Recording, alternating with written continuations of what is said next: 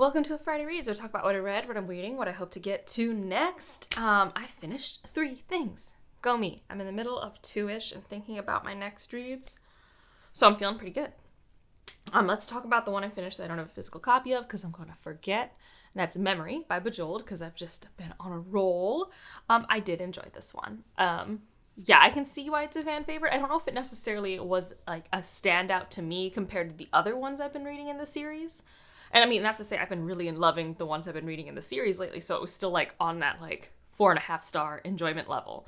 It was a dicey start at the beginning. Like I said last week, Miles was testing my patience, which, as I predicted, was kind of the point. It's really interesting. So like last book, I would say it was a character journey leaning more heavily on one particular character that wasn't Miles, and I'm being vague because it's like kind of a series spoiler to talk about who the last book is about. And in this one very much is about Miles, his journey, his identity. He's turning 30 and having that classic 30 life crisis of, wait, do I need a career change? Which I do think is more common now than when the book was written, which I think is fascinating because I do think thematically, Memory these days is like very thematically relevant to the average millennial, and I guess soon Gen Zer because they're getting older and it's terrifying. But anyways, so I enjoyed it quite a bit. I'm not sure what else to say because it's like so late in the series, but it's primarily on Bariyar. I think I tend to like the Bariyar books. I don't know, that place is just so weird. So it's customs, and then watching how its customs change. And in this one in particular, there is a other planet called Kamar, and I'm pretty sure there's a book called Kamar coming up eventually. So maybe we'll get to go there, which is exciting. And like one of the big things of the whole series is like Miles's dad is called like, I think the Butcher of Kamar, you know, very Witcher of him.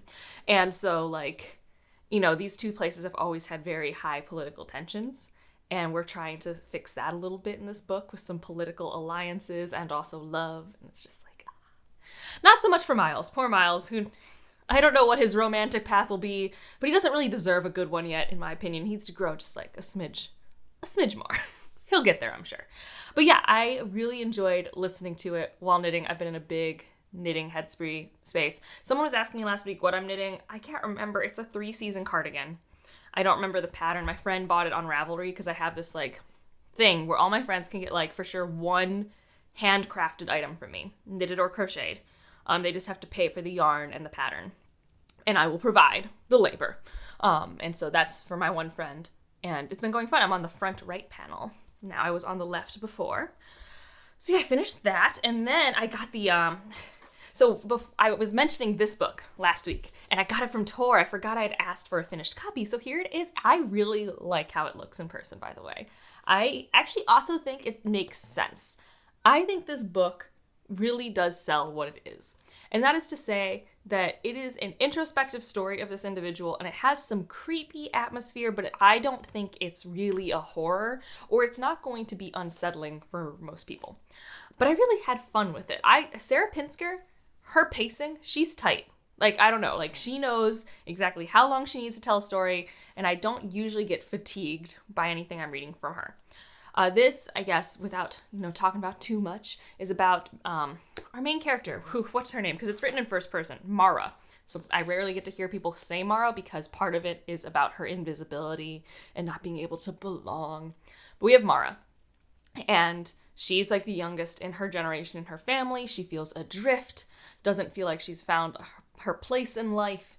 And her cousin is like, I think it's cousin. Yeah, I'm pretty sure it's her cousin is like, hey, I work on the show Haunt Sweet Home, which is apparently based off a show that's mentioned in, what was the book called that I read by her? This one. There's a show in it. But the premise of this show is it's like an HGTV show meeting a paranormal hunting show. They are, renovating a house, a fixer-upper, and also hauntings happen. And the hauntings are staged by the night crew, and she has joined the night crew. That is the conceit. We are in Western Massachusetts, so it is atmospherically relevant. And that's all I'll say. If you're expecting a huge payoff from a creep factor, I don't think so. But I do think it's a nice, fun story. It has a screenplay element. Like, you start off with a screenplay for the last episode, like in font like this, and then it switches back to just normal prose. I think it's delightful. I could not rationalize paying for the audiobook, but I've heard good things about it. And it has that texture that I like. So, and then I had the audiobook. I finished The Skin and Its Girl. I really like this book. Like, I really like this. What to talk about with it, though? That is the question. I think literary fiction to contemporary fiction, general fiction, is where you want to genre box this-ish.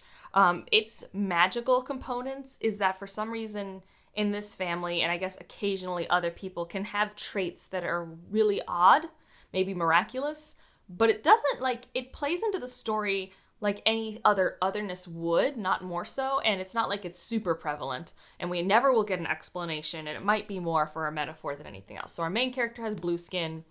Eventually she has another family member, and you learn, his trait, and then they'll hear a story about someone with fiery hair. But really, it's not about these weird traits, and even The Skin and Its Girl, I just told you our main character has blue skin. It's not even really about her. I think what I love about this story is it is a story about this family and their struggles, but it's mostly a story about this aunt. Because she's at this gravesite at her aunt's tomb and trying to talk through, literally, should she stay or should she go? Her loved one wants to travel somewhere foreign, so she's going to then remove herself from her family. She is the current auntie. And she's like, do I leave my family? And so she's basically recalling her early childhood where her aunt was a huge part of her life and really shaped the family dynamics and her perceptions of the world. And I just love that kind of story. I don't know. I was kind of sad this morning when I woke up and I didn't have more of this to read.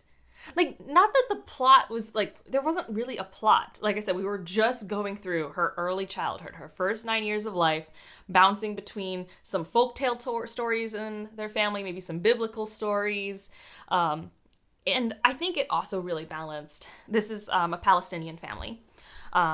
They immigrated with the grandmother. So our main character's grandmother came to the United States. And they used to be a very famous and well-off Palestinian family. They owned this big soap factory, and then they ended up selling it, and then it ended up being completely bombed and gotten rid of. And that's its own journey with the family in itself. But the aunt's relationship to this family is fascinating, how that gets unpicked. But that is to say, issues with Palestine are usually really heavy, and they are still heavy in this book. There is a chapter where the grandmother and the aunt are traveling back to Palestine to visit some family. And what happens at the Israeli border, even though they have U.S. passports, is really difficult. But that said, this isn't all about that difficulty. It's actually about the, how people are all made all the same when they are in exile a little bit, but also just about this family and how they persevere and how they're like any other family. I don't know. I think it balances the heavy with the realism, just the average realism of life fairly well. I mean, also, there are trigger warnings. The mother of our main character has really intense mental health issues and a lot of suicide ideation, and you do get a little bit more insight into that. You're never in that character's head per se, but just know that that's in here. And like I said, I think this is a book that's been sitting with me. It's very rare that I wake up and I'm just I miss those people. I miss the aunt. I do. So it was fascinating learning about her story. It's also about queerness. Our main character and her aunt are both lesbians. And so it's also kind of striking how our main character, yes, coming out was kind of stressful to her. She was born in the early aughts, but her parents were completely supportive. It's California. It wasn't a huge deal. Whereas her aunt's relationship with her queerness was obviously very different. So seeing the parallels between this young girl and her aunt was also very striking. I really like this book. That's all. I like it. Do I think it was always super fun to read? No. But at the same time, I did like physically reading it, and I did like listening to it. Do I need a copy? Time will tell. If I see it in the wild, you best believe I'll get a copy. And it's a gazelle. Now that I see the cover, I understand. Anyways, it's just really cool. And now, what am I reading right now? I got the audiobook, finally, for Siege of Burning Grass. So shiny, so bright. And I'm somewhere near the end of part 2. This book, man, I don't know how I'm going to feel about it. I'm somewhere in the end of part 2. So we'll put the bookmark here-ish. And the narrator is kind of dry. I'm putting a picture up because this is too shiny. And that's okay. This is a story about interrogating pacifism. And For that reason, I kind of think, based off some of Ursula Le Guin's books, I get why thematically it's made it, especially with its very unique world building. Like, medicine is given by wasps. It's one of those classic war stories where the two sides are against each other, have almost even convinced the fanatics on each side that the other side's not even human anymore. And part of that is one of the sides, they have floating cities. How can they do all of this science that we can't do? Blah, blah, blah. And our main character, you meet him in a very bad prison torture type situation without his leg. A scientist is doing experiments on him to get the leg to regrow with these weird wasps. And then he is told, you can stop this war. We are going to have you infiltrate the city because you are known as a famous pacifist.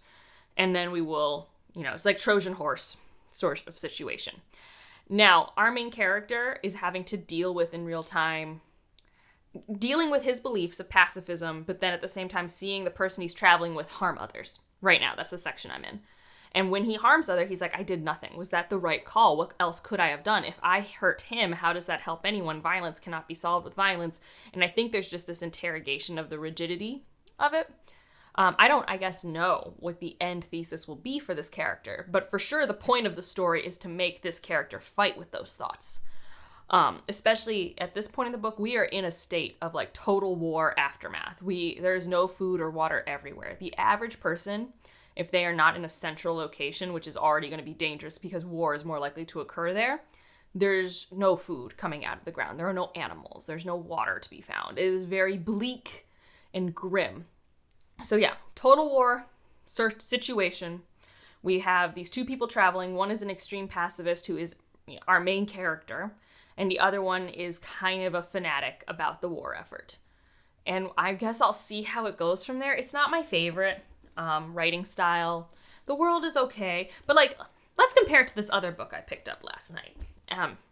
Last night, I started reading Ninefox Gambit again, because I needed to read something before I went to bed. And I was like, well, if I do a reread, it doesn't really matter if I miss something, and I can always go back, blah, blah, blah. If you don't know, I love this military science fiction series with my entire heart. And it's interesting because this is definitely a book that I talk about all the time. I did not rate 5 stars when I read it. I'm sure it will become close to 5 stars after the reread, because already chapter 1 is so much more visually stunning to me, knowing the world building. And also I'm just like a different reader than I was 4 years ago. So I've just gotten a lot more practice at handling certain scene types, especially in the science fiction space. And I think this approach to war and how we harm civilizations is more interesting to me. And our main character here is, I think sometimes people don't see Cheris as a very, what's it called? I think they see her as kind of a surface level, typical military science fiction character. And I don't see that at all, mainly because I know her arc. I know a lot of her arc, so I know who she is. But even in this first chapter, you get glimpses of, not everything under the surface is as it seemed. She's really good at her job. It's her job to work with this formation feature that we have with the Kell to get the job accomplished. And she's even able to improvise on the fly, which is not quite as, well regarded, but it's important for getting the job done. But even then, she's thinking about the situation. She's thinking about these heretics they're fighting and why they're fighting. And there's a thought under the surface of just like what they did with blah, blah, blah. It's nope, don't think about that, because there is this implication of her home planet, her world, and what had happened to them when the Empire came. And it's interesting because a lot of the journey of this book and the following books, with Cheris specifically, is her grappling with status quo or doing what feels right and protects others from the fate that had happened to you. And I think this is just a more fun version of it, especially since I kind of think some of the stuff in Siege of Burning Grass is a little preachy for my taste. We literally just had such a back and forth of you're the enemy, blah, blah, blah. So these are just 2 dudes. And another layer to this that's kind of similar to The Skin and Its Girl is that our main character was born in a way where people, he reminds people of Quasimodo vibes. I can't quite visualize it, but it's obvious that his appearance scares and disgusts many people. And on top of that, now he has a physical disability. So I don't know how that plays into his worldview. That said, I'm excited to slow reread this because I think I want to physically read it. I do like the audio narrator for this, But this is like a book where like every sentence has such delicious like imagery and context that when I'm listening to an audiobook, because the speed is constant, my brain can't slow down when it needs more processing time. And I can be a little stagger stop when it is like that. So we'll see if I only read this, but it's also in the Audible Plus library, so I can listen to it like anytime. And I think it's on Hoopla, for those who have Hoopla. We've been buddy reading this in the Discord, so that's how I know where all the various locations are. And then what am I going to read next? I thought it would be good to briefly remind myself what else was on my TBR stack, because I've actually done a pretty good job reading what I wanted to this summer. Yeah. So I think the only 3 that are left on the actual TBR I made are the ones I'm holding. And I think I might, if I need a physical read, I think I'm going to read A Sorceress Comes to Call. So if I blaze through this very quickly, I think this weekend could be fun to read this. We kind of have a busy weekend. I have family coming. I'm hosting for some reason. Who knows why?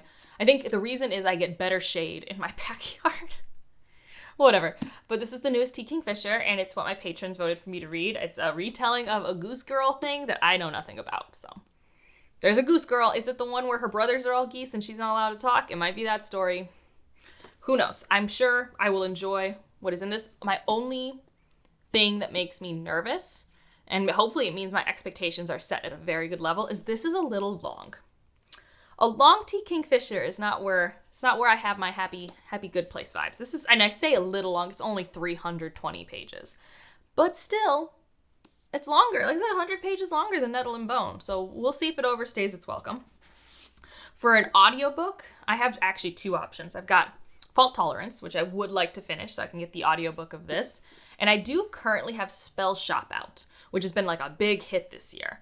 People are reading this, loving it, adoring it. Cozy fantasy. If you all know, I'm a little bit of a Grinch, so cozy fantasy, not always my thing. But Sarah Beth Durst, I do love her books.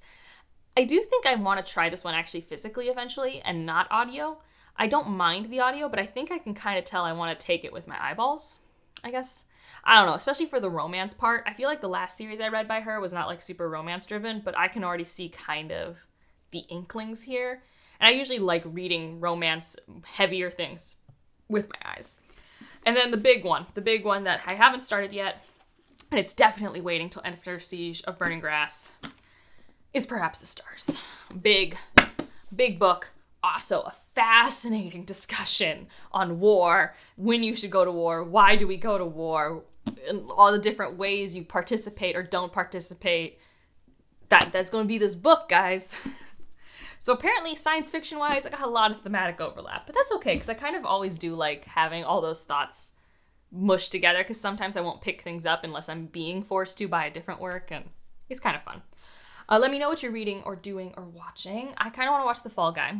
So we'll see if I can pull myself away from Bones long enough. If you didn't know, I'm rewatching Bones, because when am I not rewatching Bones? So it happens like every 2 years. I'm like, it's time to rewatch Bones. Something happened. I would like to watch mindless TV that I love. Like, the perfect thing about Bones is I can watch it intently, have a great time, or it's perfect background TV. Like, it does both. It does both. Anyways, leave an emoji to let me know you're here. I don't know. Siege of Burning Grass. Is there grass? Let's do grass. I don't even know if you can hear Kieran right now. He is howling, so I need to wrap this up. Like if you liked it, subscribe if you want to, and I'll see you in the next one. Bye.